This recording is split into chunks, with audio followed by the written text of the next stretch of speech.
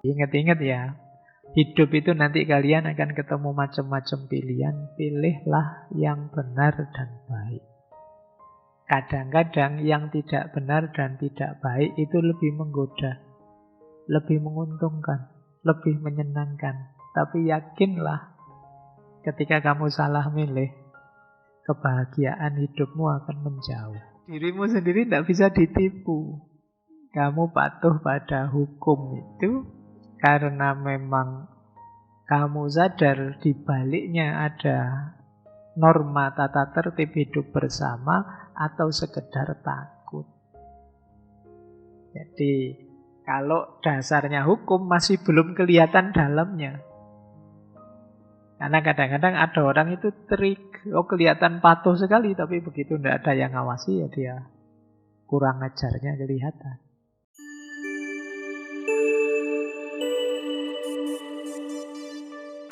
Assalamualaikum warahmatullahi wabarakatuh. Bismillah, mari kita lanjutkan ngaji kita. Jiwa kita itu punya 3 unsur. Yang pertama logostikon. Sebut saja ini akal. Yang kedua timoides, atau kalau dulu pakai istilah tumos. Yang ketiga epitimedikon atau epitumia. Timoides itu emosi. Epitimedikon itu, epitumia itu nafsu. Jadi diri kita ini ada 3 unsurnya. Sisi batin yang disebut jiwa tadi, ada akal, ada nafsu, ada emosi. Ya.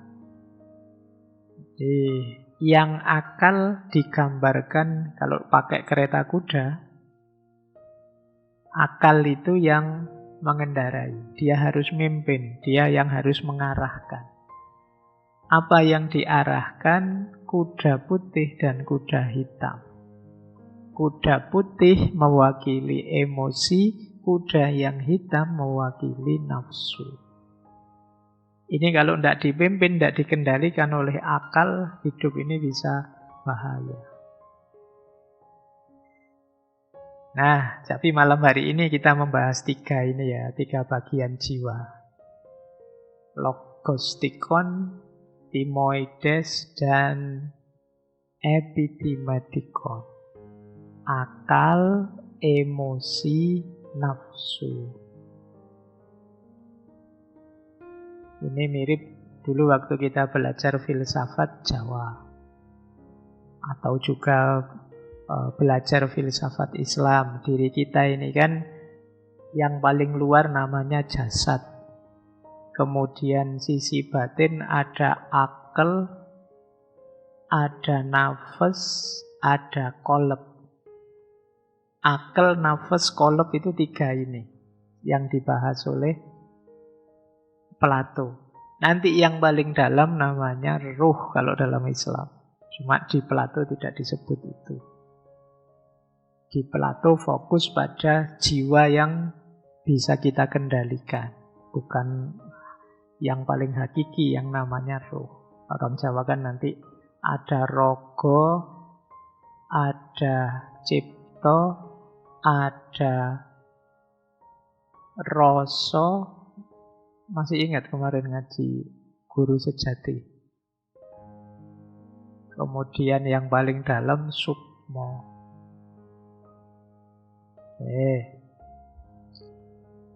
Kembali ke sini. Itu kapan-kapan dilanjutkan yang tentang bagian jiwa dalam filsafat Jawa. Jadi kalau logostikon itu ya akal. Tugasnya mengendalikan hidup ini, memimpin hidup ini. Keutamaannya adalah hikmah sofia. Maka filsafat itu kan filosofia. Analoginya kalau di Plato digambarkan seperti nahkodanya kapal. Minggu lalu ya kita membahas tentang philosopher king itu seperti nahkodanya kapal. Orang yang tahu kemana kapal ini diarahkan. Yang kedua, timoides, emosi. Unsur kedua ini sumber keberanian, semangat, harga diri, kemarahan, ambisi, dan lain sebagainya. Emosi tidak sama dengan akal, meskipun bisa mendukung akal atau melemahkan akal. Keutamaannya emosi itu berani. Kalau bahasa ilmu akhlaknya syaja'ah. Berani. Analoginya prajurit atau penjaga. Jadi manusia penting punya emosi. Kalau tidak punya emosi, hidupmu dingin, tidak dinamis. Kita bisa marah, wajar, masih manusia. Kita bisa kecewa, wajar. Kita bisa ambisius, wajar. Kita bisa ingin ini, ingin itu. Suka ini, benci itu. Emosi. Tapi semoga masih bisa dikendalikan oleh akalnya. Karena begitu akalnya kalah, emosi yang mengendalikan ya. Hidupmu jadi terlalu naik turun. Kamu mungkin pakai istilah baper. Jadi perasaannya main terus, lelah kalian. Makanya sering saya bilang orang itu boleh marah, tapi pastikan dalam kondisi marah masih terkendali oleh pikirannya. Boleh kecewa, boleh suka, boleh tidak suka, tapi pastikan akalmu masih mengendalikan. Orang punya emosi masih manusia, tapi kalau emosinya loss, tidak terkendali, bukan manusia lagi. Mungkin dia sudah jadi isinya marah saja, ngamuk saja sudah bukan manusia. Kecewa saja, putus asa saja sudah bukan manusia. Ini emosional. Yang ketiga, nafsu. Nafsu itu isinya hasrat untuk makan, minum, seks, harta, kenikmatan ini, kenikmatan jasmaniah itu. Itu namanya nafsu. Nafsu ini yang paling dekat dengan tubuh. Karena sebagian besar kenikmatan yang kita incer itu sifatnya tubuh. Keutamaannya terletak pada pengendalian diri.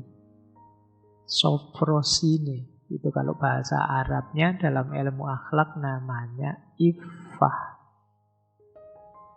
Orang mampu mengendalikan diri. Analoginya kuda. Kalau tidak terkendali ya jadi kuda liar. Baik, jadi teman-teman ini bahanmu muhasabah ya nanti di bulan puasa. Sejauh mana hidup kita ini dikendalikan tetap oleh akal sehat kita. Bukan oleh emosi, apalagi nafsu. Jadi isinya hasrat keinginan itu. Bukan berarti tidak boleh dipenuhi, penuhi saja secukupnya. Emosi juga kendalikan. Dan kalau akal, dialah yang memimpin, mengendalikan. Inilah 3 bagian dari jiwa kita. Terus bagaimana mengelolanya? Nanti Plato punya konsep keadilan. Adil itu ternyata menurut Plato ya diawali dari diri pribadi masing-masing orang. Adil itu definisi paling awal adalah jiwa yang harmonis. Jiwa yang terkendali. Adil itu, minggu lalu sudah saya jelaskan sebentar ya, ketika setiap bagian melakukan tugasnya. Setiap bagian jiwa melakukan tugasnya. Nanti dihubungkan dengan negara oleh Plato. Kita posisinya apa, di posisi itu kita melakukan yang terbaik sesuai peran yang harus kita mainkan. Nah, bisa seperti ini diawali dari diri kita masing-masing. Jadi adil itu ketika setiap bagian dari diri kita jalan. Seperti tadi, akal memimpin, emosi mendukung, nafsu terkendali. Nah, ini adil sudah. Kalau terbolak-balik kacau. Nafsu yang mimpin, hasilnya rakus, korupsi, hedon. Kenapa sih Pak di Indonesia ini kok masih banyak koruptor misalnya? Itu kemungkinan tidak beres sejak level individu. Di level individu seseorang yang mimpin nafsunya. Akhirnya apa? Ya di level sosial kacau, rusak. Dia tidak bisa memainkan perannya. Jadi adil itu jiwa kita mainnya pas. Kalau nafsu yang mimpin rakus, emosi yang mimpin, wah isinya ngamuk, fanatik, benci, tidak suka ini, tidak suka itu, melakukan sesuatu dasarnya sentimen dan lain sebagainya. Nah, ini berarti yang mimpin emosi, tidak objektif, ingin menangnya sendiri, egois, ini yang mimpin emosi. Kalau bisa yang mimpin akal. Akal yang harusnya mimpin tapi kok kalah, jadi akal kok malah tunduk, ya akal nanti melayani emosi, melayani nafsu. Maka sering kalian temui orang pinter tapi licik, orang pinter tapi curang, orang pinter tapi menyebalkan. Itu nafsu yang akal yang harusnya mimpin tidak mimpin. Ini yang dimaksud oleh Plato. Terjadi ketidakadilan, perannya ketukar-tukar dalam dirimu. Harusnya akal yang nomor satu mimpin, malah dia dikendalikan oleh emosi, oleh nafsu. Dikendalikan oleh kebencian, maka akal kita pakai sebagai jalan untuk nyari jeleknya orang saja yang kita benci. Atau dikendalikan oleh emosi fanatisme, akal kita pakai untuk mencari pembenaran terhadap yang kita fanatiki. Atau akal takluk oleh nafsu. Ya sudah, akal mencari cara untuk memenuhi kerakusan kita, hedon kita, semangat korupsi kita. Kalau kata Imam Ghazali, dulu kan akal itu pasukan yang paling kuat. Akal itu panglima perang, istilahnya Imam Ghazali. Panglima perang itu dia kita minta jadi apa saja, luar biasa dia. Maka banyak orang kan salah dia sebenarnya, tapi terus bisa ngambil justifikasi, akal disuruh nyari alasan bahwa saya itu tidak salah, saya tetap benar kok. Sebenarnya ini kebencian, tapi terus dibungkus dengan argumen oleh akal. Kebencian itu rasanya rasional saja. Kalau tidak begini, ya dunia ini tidak adil, Pak. Kalau sebab itu alasanmu sebenarnya dasarnya kebencian. Atau fanatisme. Nanti kamu bungkus dengan argumen. Biasanya begitu, Pak. Dan lain sebagainya lah. Ini akal yang membungkus nafsu, membungkus emosi. Padahal harusnya yang mimpin itu akal. Itulah kenapa kemarin masyarakat yang mimpin juga harusnya yang menomorsatukan akal. Dan itu ketemunya di para filosof. Itulah kenapa filosofer king yang harus mimpin. Ini yang ada di pikirannya Plato ya. Saya setuju apa enggak ya boleh. Kemarin kan juga yang kritik banyak. Kenapa sih Pak hidup harus adil seperti itu? Karena, nah ini baru agak idealismenya Plato. Orang adil itu lebih bahagia. Meskipun hidupnya berat. Sampean jujur misalnya. Itu kan benar sudah dipimpin oleh akal. Tidak boleh bohong karena bohong itu jelek. Mungkin saja karena jujur terus kalah. Karena jujur terus hidupmu jadi susah. Tapi kata Plato, sebenarnya kamu lebih bahagia. Kenapa? Ya bahagia itu urusan batin. Dan batin yang harmonis itulah adil. Dan di situ orang menemukan kebahagiaan. Jadi kalian misalnya jadi mahasiswa ujian, curang. Nilaimu tinggi sih. Karena tidak ketahuan curang. Tapi yakin kamu tidak terlalu puas dengan nilaimu itu. Kenapa? Karena kamu tahu itu tidak jujur. Saya khawatir kalian jawab, enak-enak aja itu Pak. Seneng-seneng aja itu Pak, nilai saya tinggi. Ayo, itu lebih bahaya lagi. Kenapa? Berarti batinmu sudah gelap. Tidak bisa mendeteksi baik dan buruk. Tidak bisa mendeteksi positif dan negatif.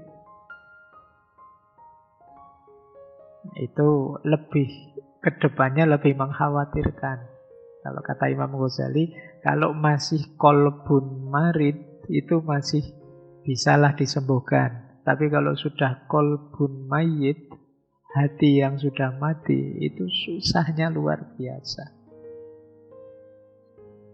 Maka, ayo ya, jangan cari pembenaran atas salah-salahmu. Kalau salah ya diakui salah terus diperbaiki. Juga jangan sengaja melakukan kesalahan padahal kamu sadar. Kenapa? Kamu akan jauh dari bahagia. Ini yang dipesankan oleh Plato. Ya yang sering saya contohkan dulu kan gitu, ada mahasiswa nyontek. Waktu ketangkep terus dia ditanya, kok kamu nyontek? Dosa lo itu, salah lo itu. Terus alasanmu, saya kan birrul walidain Pak. Kalau saya nyontek, nilai saya ada kemungkinan tinggi. Orang tua saya bahagia. Tapi kan dosa Mas. Biarlah saya berdosa Pak, yang penting orang tua saya bahagia. Jawabnya ngono. Itu sebenarnya akalmu yang bilang begitu karena dia sedang tunduk oleh nafsumu. Jadi, pinter tapi licik kalau bahasa tadi. Jadi diingat-ingat ya. Hidup itu nanti kalian akan ketemu macam-macam pilihan. Pilihlah yang benar dan baik. Kadang-kadang yang tidak benar dan tidak baik itu lebih menggoda, lebih menguntungkan, lebih menyenangkan. Tapi yakinlah, ketika kamu salah milih, kebahagiaan hidupmu akan menjauh. Karena bagaimanapun hidup itu, semua orang kan mengejar bahagia. Dan bahagia itu hubungannya dengan jiwa, hubungannya dengan batin. Tidak bisa dikalkulasi secara kuantitas materi yang sifatnya ketubuhan atau jasadiah tadi. Biarkan jiwamu adil. Jadi kalau kalian sering dengar istilah adil sejak dalam pikiran, kalau menurut Plato itu adil sejak batinmu, tidak cuma pikiran, ya emosimu, ya nafsumu. Lanjut. Jadi kata Plato, keadilan jiwa berarti keadilan sosial. Negara yang adil lahir dari jiwa yang adil. Masyarakat adalah cermin dari jiwa manusia. Jadi Indonesia ini kok tidak adil-adil Pak rasanya, berarti banyak jiwa yang belum adil yang ngurusi negara ini. Jiwa yang belum adil itu apa? Jiwa yang dikendalikan oleh emosinya atau nafsunya. Keadilan tidak bisa berdiri di atas jiwa yang kacau. Orang yang jiwanya kacau mudah curang, mudah benci, mudah menyalahgunakan kekuasaan. Jadi ini menarik ya konsepnya Plato. Keadilan itu ternyata tidak ada hubungannya dengan sistem, struktur, dan lain sebagainya. Yang paling awal berhubungan dengan jiwanya manusia. Kalau kalian ingin memperbaiki bangsa ini, berarti kan begitu kalau pakai Plato ya. Perbaiki jiwanya dulu. Kalian ganti sistem, ganti undang-undang berapa kali pun, kalau jiwanya rusak, ya tetap masyarakat kacau. Jadi, bahkan nanti, misalnya ya, kalian yang jiwanya rusak terus milih pemimpin, kalau menurut Plato ya pasti kalian milih pemimpin tidak berdasarkan akal rasionalmu, tapi berdasarkan hasrat nafsumu atau emosimu. Akhirnya seperti kemarin kata Plato kan, orang milih pemimpin bukan yang paling bijaksana, tapi yang janjinya paling menarik, paling banyak. Yang provokasinya paling masuk. Jadi di pikirannya Plato, pemimpin itu produk batin kolektifnya masyarakat. Pak, kok kita itu dapat pemimpin begitu-begitu terus ya Pak? Ya itu cerminan dirimu. Cerminan masyarakat kita.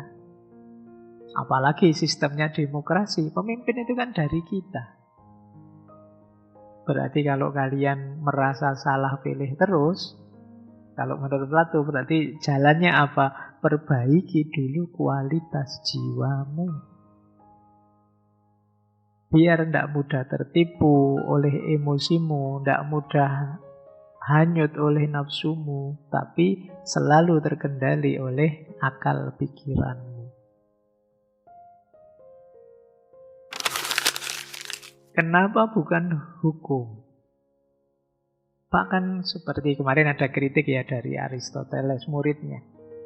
Sulit mengandalkan manusia. Tapi bagi Plato mengandalkan hukum juga tidak segampang itu.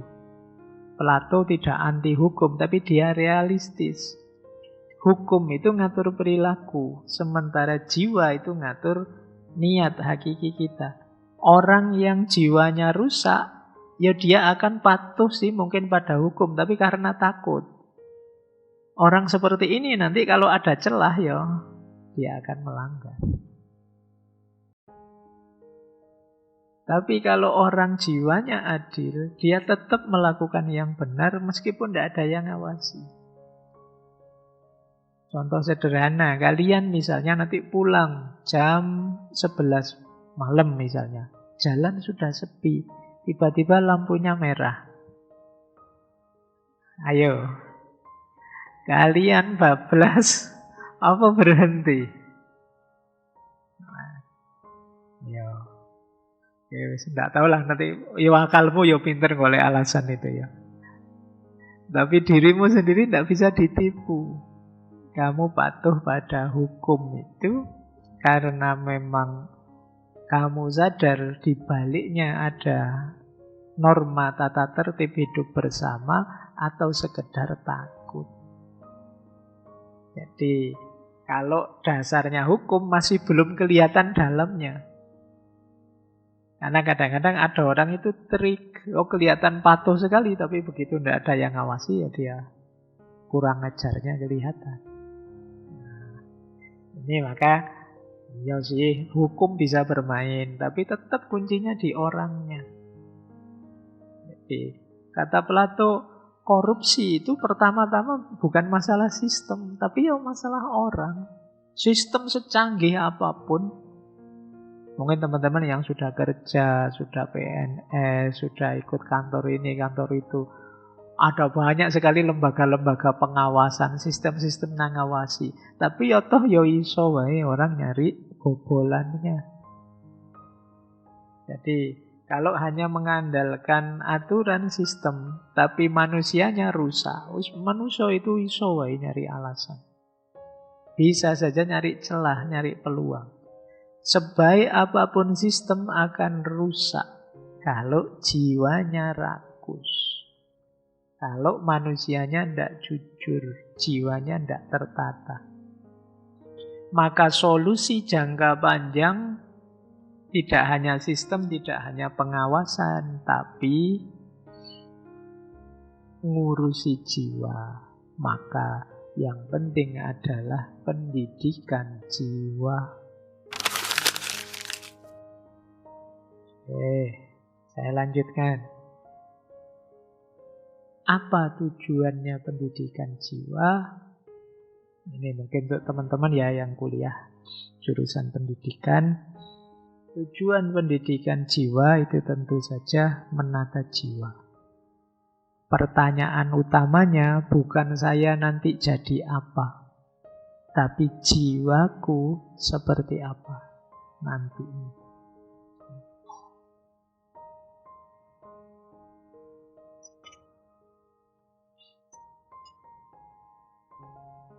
Kalau dirinci lagi pakai 3 komponen jiwa tadi, pendidikan jiwa itu membuat akal bisa mengendalikan, membuat emosi tunduk pada akal, dan membuat nafsu tahu batasnya. Ini akan membuat kita hidup matang, bahagia. Dengan kata lain, membuat manusia adil. Adil dengan definisinya Plato tadi. Akal yang memimpin, emosi yang terkendali, dan nafsu yang tahu batas. Itulah jiwa yang matang. Ini kalau diomongkan gampang, indah kedengarannya, tapi perlu latihan panjang. Nanti Plato ngasih tips banyak tentang gimana sih caranya agar kita bisa akal mampu memimpin, emosi terkendali, nafsu yang tahu batas. Gimana caranya kita bisa jadi manusia yang adil. Kata Plato, di antara parameternya apa? Education is teaching our children to desire the right things. Pendidikan itu adalah untuk mengajari anak-anak kita agar menginginkan hal-hal yang baik. Ini kalimatnya sederhana, tapi maknanya dalam. Gimana caranya kita membuat anak-anak kita menginginkan hal-hal yang baik? Kalau keinginan saja sudah baik, tentu saja arah hidupnya juga akan baik. Maka sekarang kalian tanya ya, kalau ingin menguji kualitas dirimu, kualitas jiwamu, kamu itu ingin apa saja sih? Biasanya ya kalau saya tanya keinginan itu, apalagi usia-usia kalian, itu jawabannya mesti ingin kaya Pak, pasangan yang cantik atau gagah atau ganteng Pak, ingin jabatan ini, ingin kerja itu, ingin pokoknya yang sejenis itu. Ya itu bukan berarti jelek, tapi kelihatan bahwa fokusmu lebih banyak pada ketubuhan. Jarang kan kalian ada, saya menginginkan kebenaran Pak, keadilan Pak, tak ono yang bilang begitu. Ada sih kalau di drama-drama atau serial-serial silat itu kan membela kebenaran, menegakkan. Kalian tidak mikir ke sana. Jadi coba nanti mulai ya kita pikirkan gimana sih sistem pendidikan yang membuat anak-anak gemar dengan kebenaran, senang dengan kebenaran.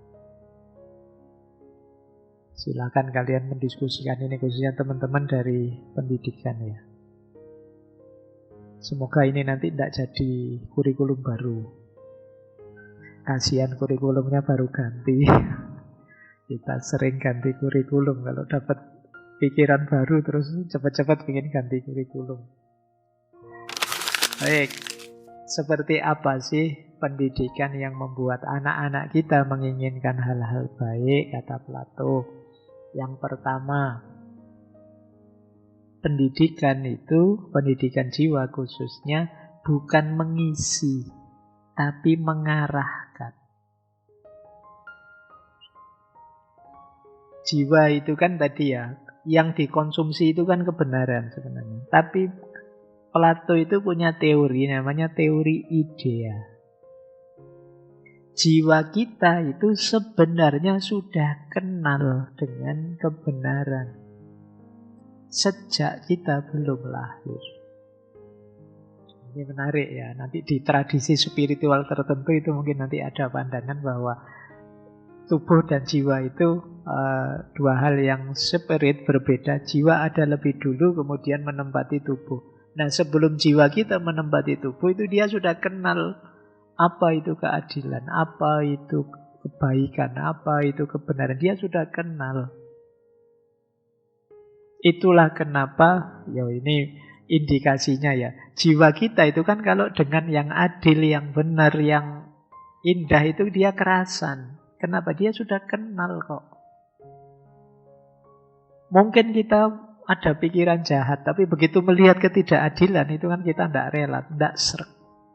Ada tindakan penuh keadilan, kasih sayang itu kita senang. Kenapa? Jiwa kita sudah kenal sebelumnya. Jadi bukan karena anak-anak itu kita isi dengan hal benar, hal baik. Tidak, jiwanya sudah kenal.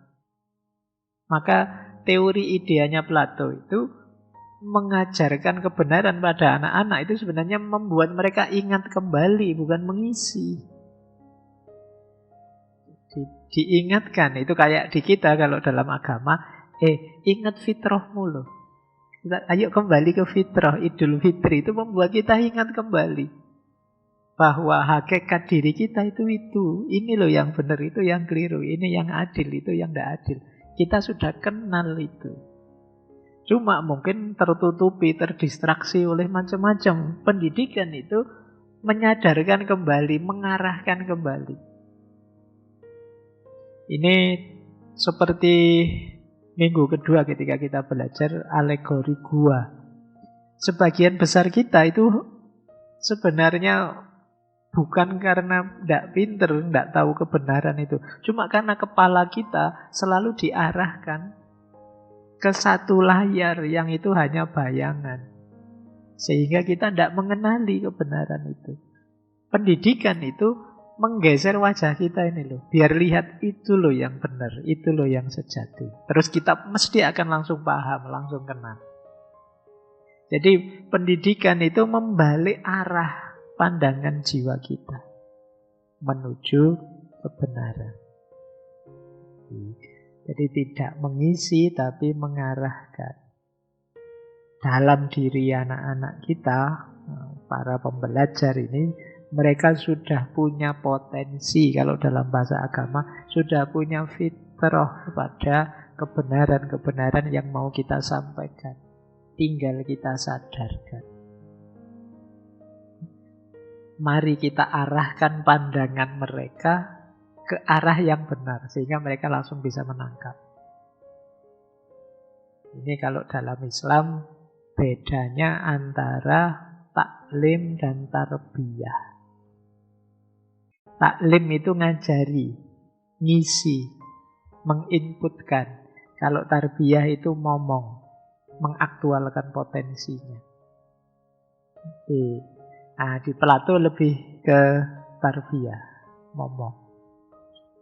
Ya, kalau di UIN kan memang nama fakultasnya tarbiyah. Berarti alumninya nanti pinter ngomong. Ngomong generasi maksudnya. Nah, gimana caranya kemudian mengalahkan pandangan itu, kata Plato? Nah, ada beberapa metode yang bisa dilakukan. Yang pertama, pembiasaan sejak kecil. Ini penting. Plato menekankan bahwa pendidikan harus dimulai sejak sangat awal, bahkan sebelum anak-anak mampu berpikir. Jiwa anak mungkin belum rasional, tapi mereka punya daya imitasi. Biarkan saja mereka melakukan kebaikan meskipun belum paham. Biar jadi habit, biar jadi kebiasaan. Kata Plato dari Republik itu, kata beliau, permulaan adalah bagian terpenting dari pendidikan. Sebab pada masa itulah jiwa masih lunak dan mudah dibentuk. Dia menerima kesan apapun yang kita tanamkan. Berarti harus dimulai sejak dini. Kalau mulainya seusia kalian, berat. Isinya wis ndak karu-karuan isi kepalamu. Nah, tapi kalau sejak kecil diarahkan, kalian mengalami pembiasaan sudah. Kalau sudah terbiasa nanti jadi karaktermu. Kalau sudah jadi karakter, mengakar dia. Iya, memang masih bisa berubah, tapi mengakar itu berarti mengubahnya sulit. Watak yang terbangun sejak kecil itu sulit diubah. Nah, mumpung fasenya masih fase muda dibentuk, ayo kita bentuk sejak kecil bangunan jiwanya. Ya mungkin kalau ada orang-orang yang dewasanya jahat, itu kemungkinan telat membentuknya atau salah membentuknya sejak kecil. Jadi jalan paling ideal pembiasaan.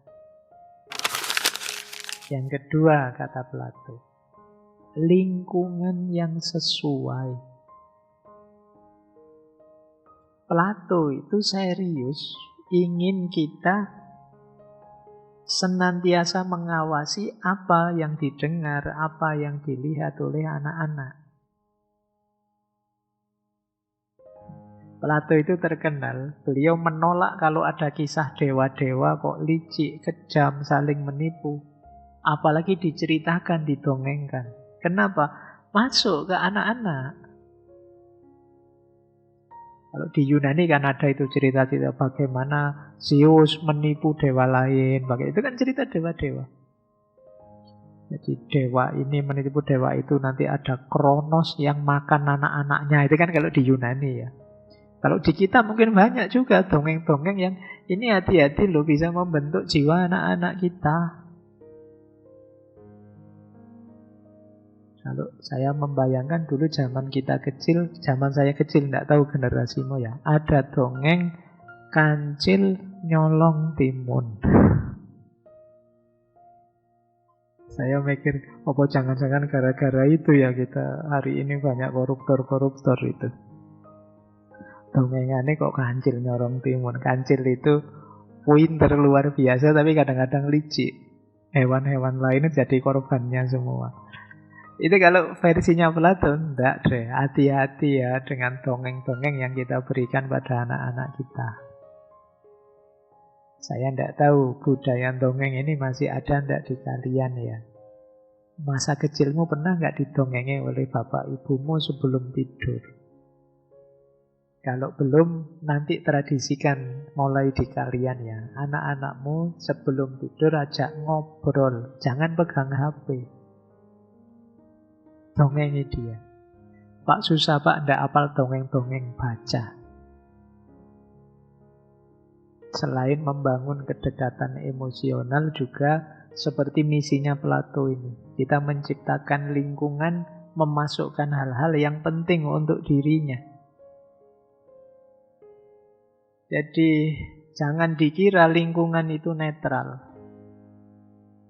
Pengaruh dari arena hidup kita itu besar pada pendidikan jiwa. Kata Plato, anak-anak belum mampu memilah mana simbol, mana kenyataan. Dan pendapat yang mereka serap pada usia itu sulit dihapus. Itu kenapa game-game, kemudian film-film anime dan lain sebagainya diperhatikan ya. Daya serapnya anak-anak kita. Kapan itu dulu, tahun lalu mungkin ya, kita pernah viral itu kan ada, kalau tidak salah anak-anak SMA itu yang naik motor, terus tiba-tiba di pinggir jalan ada nenek-nenek pakai mukena itu. Tidak ada angin, tidak ada hujan, tiba-tiba mereka turun, terus nenek-nenek ini dipukuli, ditendang. Itu saya membayangkan, ini anak-anak ini mungkin tidak bisa membedakan mana Mobile Legend, mana dunia nyata. Mungkin kan kalau di gamenya itu kan jalan-jalan di pinggir jalan ada musuhnya dibantai, double kill, triple kill itu. Itu begitu dunia nyata mungkin gambar di pikirannya itu. Mungkin nyoba siapa tahu triple kill misalnya. Efek. Jangan dikira sederhana. Kalian juga banyak dibentuk kan oleh tontonanmu, oleh mungkin tidak letterlek apa, mungkin gaya ngomongmu, mungkin gestur tubuhmu, bisa saja. Maka kalau di Plato, yuk perhatikan lingkungan yang sesuai. Yang ketiga, teladan. Ini kita tahu sih penting, tapi hari ini mungkin tidak gampang nyari teladan. Teladan yang hidup ya, bukan teladan yang sudah mati. Karena teladan yang hidup itu lebih masuk untuk diimitasi. Teladan yang hidup bisa diimitasi lebih kuat daripada sekedar nasihat. Anak-anak, kata Plato, lebih banyak belajar dari yang dia tiru, tidak hanya dari yang dia dengar. Kata Plato, peniruan yang dilakukan sejak kecil menjadi bagian dari tabiat, meresap ke dalam gerak, suara, cara berpikir. Idola-idola hari ini. Kalian idolamu siapa? Pasti itulah kiblatmu. Versinya beda-beda ya. Idola zaman saya, idola zaman kalian, idola adik-adikmu itu pasti beda-beda. Tapi coba dicek, idola-idola itulah nanti yang kita imitasi. Musik zamanmu, musik zaman saya, musik zaman adik-adikmu juga pasti beda. Itu nanti yang masuk mempengaruhi. Tokoh zaman saya, tokoh zaman kalian, tokoh zaman adik-adik kalian itu juga beda. Itu yang kita imitasi, kita tiru. Maka ketika kita sedang mendidik, ayo dicek ini anak-anak ini kiblatnya kemana, idolanya siapa. Inilah yang nanti akan mereka tiru. Kalau idolanya pas, yang tidak cocok, tidak sesuai, negatif, cepat-cepat arahkan untuk nyari kiblat yang lain. Karena biar mereka tidak niru jelek-jeleknya. Ini tidak perlu saya jelaskan panjang, kalian sudah sadar bahwa teladan, lingkungan, dan pembiasaan itu jadi kunci pendidikan jiwa. Diberi materi seperti apapun, tapi kalau lingkungannya tidak mendukung, kebiasaan hidupnya tidak nyambung, kiblat teladannya negatif, hasilnya juga tidak akan bagus.